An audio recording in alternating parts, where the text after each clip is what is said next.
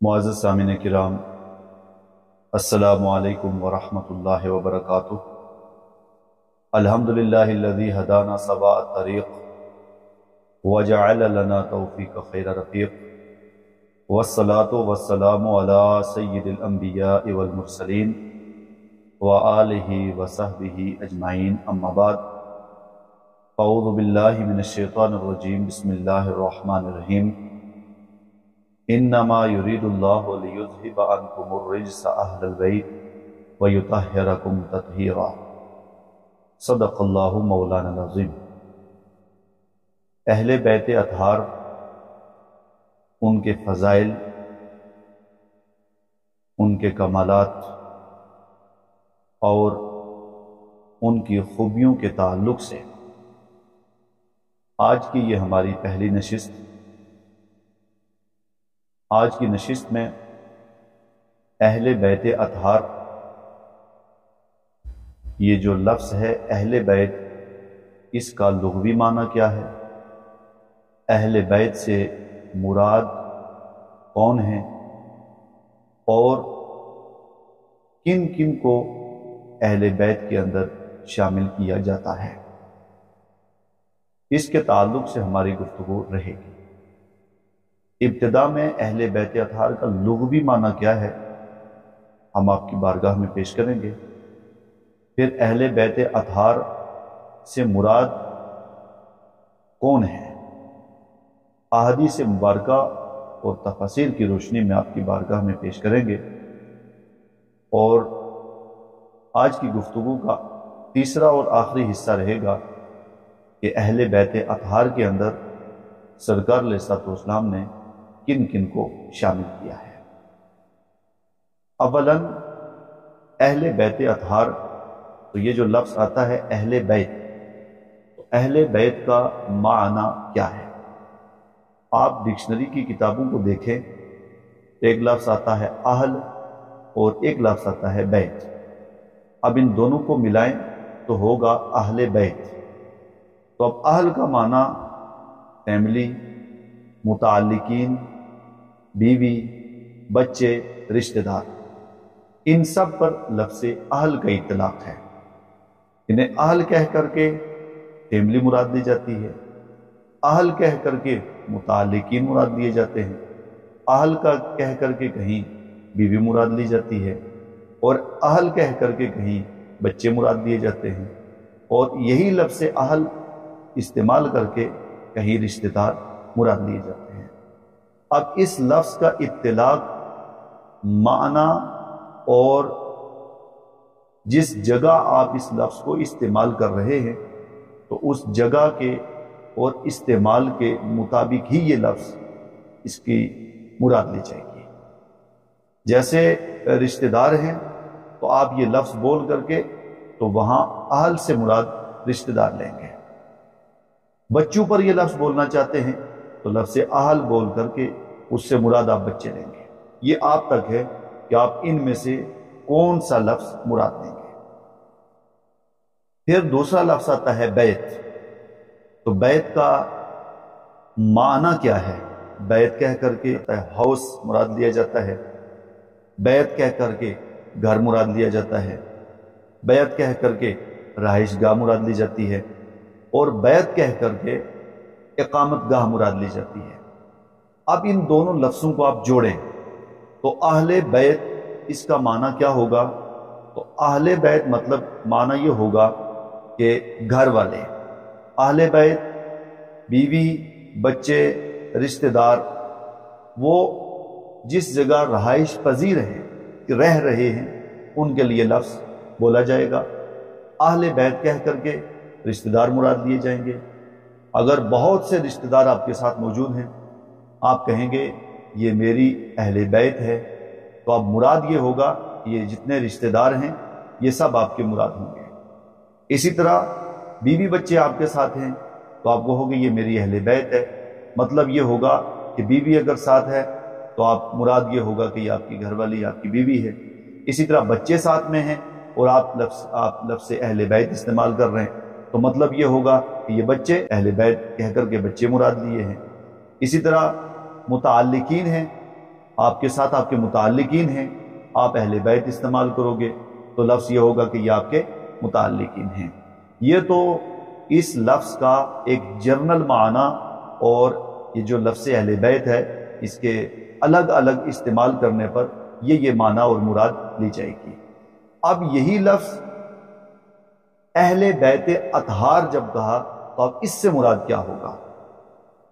یعنی ایک تو لفظ اہل بیت عام ہوا، عام لوگوں کے لیے آپ نے استعمال کیا، اور ایک ہوا اہل بیت اطہار۔ جب آپ نے اہل بیت اطہار کہا تو اس سے مراد کیا ہوگا؟ تو پہلے اہل بیت اطہار مطلب یہ ہوگا، اس سے مراد یہ ہوگا کہ نبی مکرم صلی اللہ تعالی علیہ وسلم، آپ کے گھر والے۔ اہل بیت سے مراد، اہل بیت اطہار سے مراد نبی پاک صلی اللہ تعالی علیہ وسلم کے رشتہ دار۔ اہل بیت اطہار نبی پاک صلی اللہ تعالی علیہ وسلم کی ازواج مطہرات۔ اہل بیت اطہار سے مراد نبی پاک صلی اللہ تعالی علیہ وسلم کے گھر والے۔ اب یہ ایک لغوی معنی ہے۔ اب آئیے تفسیر کو دیکھتے ہیں اور قرآن کریم کی آیہ مبارکہ کو دیکھتے ہیں، اور اس آیہ کریمہ کی روشنی میں مفسرین ہماری کیا رہنمائی کرتے ہیں۔ تو ابتدا میں آپ کے سامنے یہ میرے پاس تفسیر مظہری ہے۔ تفسیر مظہری کے اندر سورہ احزاب کے اندر، سورہ احزاب کی آیت مبارکہ 33 ہے، اور آیت مبارکہ ہے انما یرید اللہ لیذہب عنکم الرجس اہل البیت۔ اب اس آیہ کریمہ کی تفسیر کے اندر، تفسیر مظہری کے اندر موجود ہے۔ قاضی ثناء اللہ پانی پتی وہ اس آیہ کریمہ کی تفسیر کے اندر لکھتے ہیں کہ دعا رسول اللہ صلی اللہ علیہ وسلم علیاً، کہ جب یہ آیہ کریمہ نازل ہوئی تو نبی پاک صلی اللہ تعالی علیہ وسلم آپ نے مولا کائنات رضی اللہ عنہ وکرم اللہ وجہہ الکریم کو بلایا، اور سیدہ کائنات سلام اللہ علیہا کو بلایا، اور حسنین کریمین طیبین طاہرین کو بلایا۔ فقال، اور پھر سرکار علیہ السلام نے فرمایا اللہم ہؤلاء اہل بیتی، کہ اے اللہ یہ میری اہل بیت ہے۔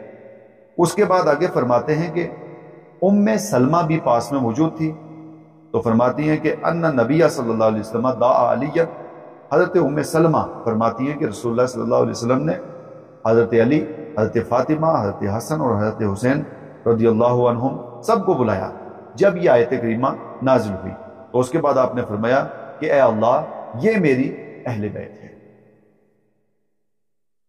اب اس پر یہ جو قاضی ثناء اللہ پانی پتی آپ نے جو تفسیر بیان کی ہے، اور تفسیر بیان کرنے کے بعد فرمایا کہ اہل بیت اطہار، اہل بیت سے مراد کون ہیں، تو انہوں نے بتایا، تفسیر کے اندر لکھا کہ اہل بیت سے مراد، اور احادیث مبارکہ کوٹ کی اور فرمایا کہ اہل بیت سے مراد مولا کائنات، سیدہ کائنات، امام حسن اور امام حسین رضی اللہ عنہم، یہ نفوس قدسیہ ہے۔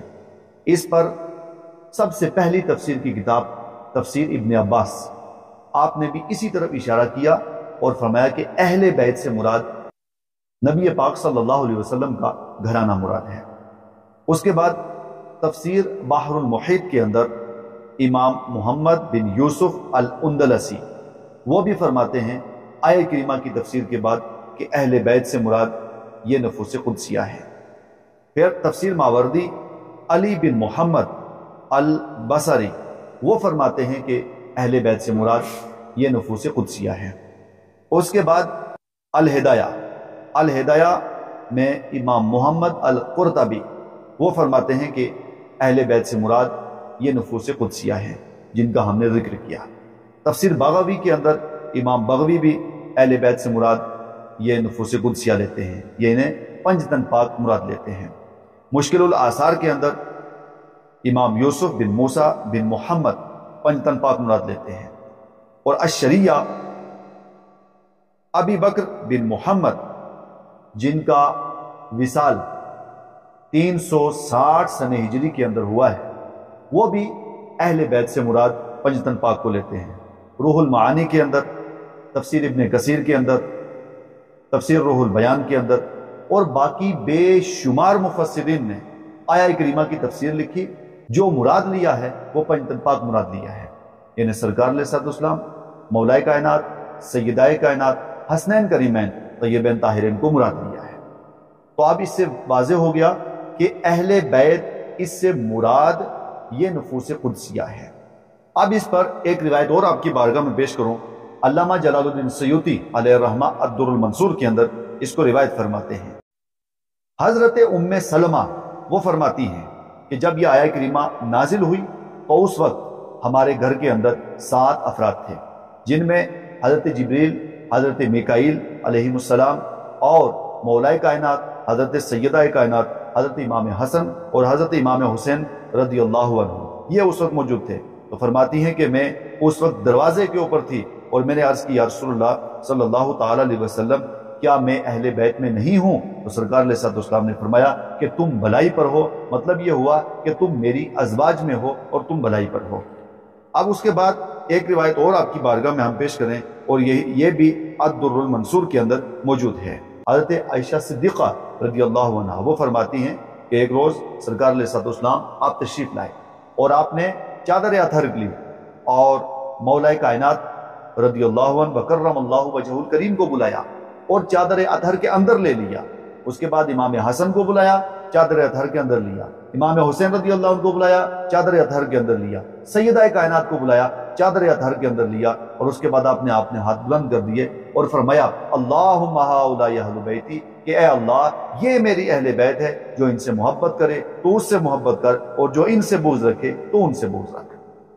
تو مطلب یہ ہوا اور معنی یہ ہوا کہ آپ جتنی بھی تفسیر کی کتابوں کو اٹھائیں گے، حدیث کی کتابوں کو اٹھائیں گے تو سب جگہ آپ کو یہ کلمات واضح طور پہ نظر آئیں گے کہ اہل بیت اس سے مراد کون ہے، اہل بیت اطہار سے مراد کون ہے. تو اہل بیت اطہار ان سے مراد سیدائے کائنات، مولائے کائنات، حسنین کریمین طیبین طاہرین، یہ نفوس قدسیہ ان سے مراد ہے.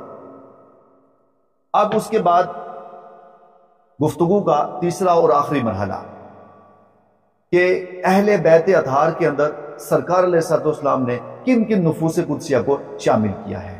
تو سب سے پہلی بات یہ ہے کہ کیا ازواج مطہرات اہل بیت اطہار کے اندر آتے ہیں یا نہیں آتی ہیں. اس سے پہلے آپ کی بارگاہ میں ایک روایت پیش کروں اور یہ روایت مسلم شریف کے اندر موجود ہے. یہ میرے پاس مسلم شریف موجود ہے، اس کی یہ 4تھی جلد ہے.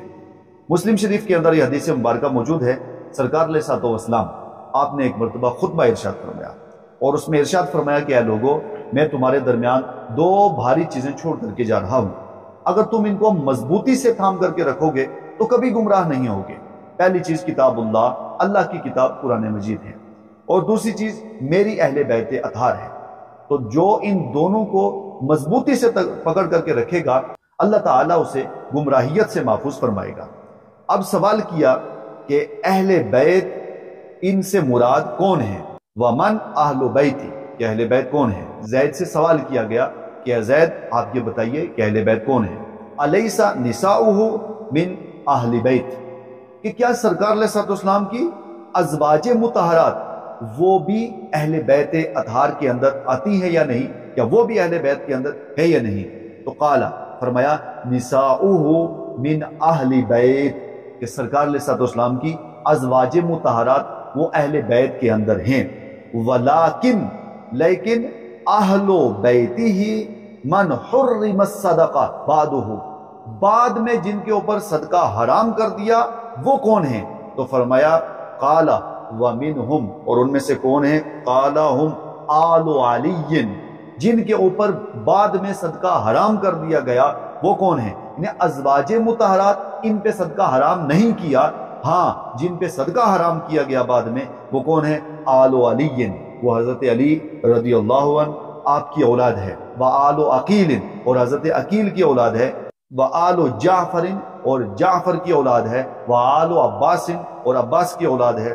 فقال، اور آپ ارشاد فرماتے ہیں کہ کل ہؤلاء حرم الصدقہ، یہ سب کے سب وہ ہیں کہ جن کے اوپر صدقہ حرام کر دیا. تو اب اس حدیث سے پتہ یہ چلا کہ اہل بیت اطہار کے اندر ازواج مطہرات بھی ہیں، لیکن ازواج مطہرات آپ کے اوپر صدقہ حرام نہیں کیا گیا، اور یہ جن کا تذکرہ کیا گیا حضرت علی اور آپ کی اولاد ہے، حضرت عقیل کی اولاد ہے، یا حضرت جعفر کی اولاد ہے، عباس کی اولاد ہے، تو یہ سب کے سب وہ ہیں کہ جن کے اوپر صدقہ حرام کر دیا۔ اب یہ مسئلہ قابل غور ہے کہ کیا ازواج مطہرات اہل بیت کے اندر شامل ہیں یا نہیں ہیں۔ تو سب سے پہلے آپ تفسیر کی کتاب کو دیکھیں، اس سے پہلے المعجم الکبیر، اس کے اندر یہ حدیث مبارکہ موجود ہے۔ حضرت ام سلمہ رضی اللہ عنہ وہ فرماتی ہیں کہ سرکار علیہ الصلوۃ والسلام آپ نے سیدہ کائنات کو لیا، مولا کائنات کو لیا، ان سب کو چادر اطہر کے اندر لیا، اور لینے کے بعد فرمایا کہ اے اللہ یہ میری آل ہے، یہ میری اہل بیت ہے۔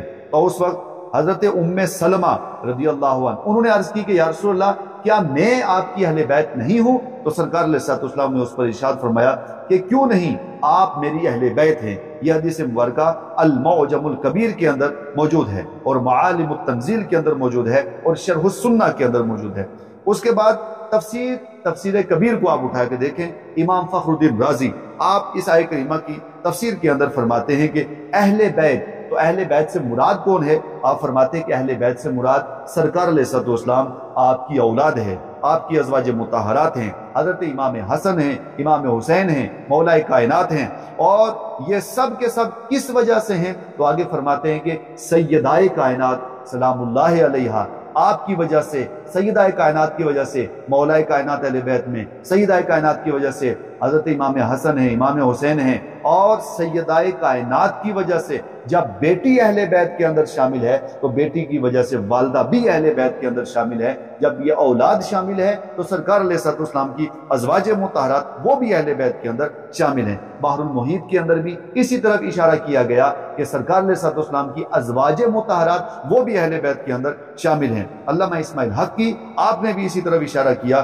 کہ اہل بیت اطہار اس کے اندر آپ کی ازواج مطہرات بھی ہیں۔ لسان العرب کے اندر اگر آپ بڑی اور ضخیم کتاب ہے، اس کے اندر اگر آپ دیکھیں گے تو سرکار علیہ الصلوۃ والسلام کی اہل بیت جب لفظ اہل کہا گیا، اہل بیت کہا گیا، تو اس میں سرکار علیہ الصلوۃ والسلام کی ازواج بھی ہیں، اور سرکار علیہ الصلوۃ والسلام کی بیٹیاں بھی ہیں، اور سرکار علیہ الصلوۃ والسلام کے داماد مولا کائنات کرم اللہ وجہہ الکریم آپ بھی اہل بیت کے اندر شامل ہیں۔ اور اس کے بعد پھر باقی بے شمار تاج العروس کے اندر اس کے اندر بھی فرمایا گیا کہ اہل بیت، تو اہل بیت کے اندر سرکار علیہ الصلوۃ والسلام کی اولاد بھی ہیں، اور سرکار علیہ الصلوۃ والسلام کی ازواج مطہرات بھی ہیں، اور مولا کائنات علی مرتضیٰ کرم اللہ وجہہ الکریم بھی ہیں۔ وآخر دعوانا الحمدللہ رب العالمین۔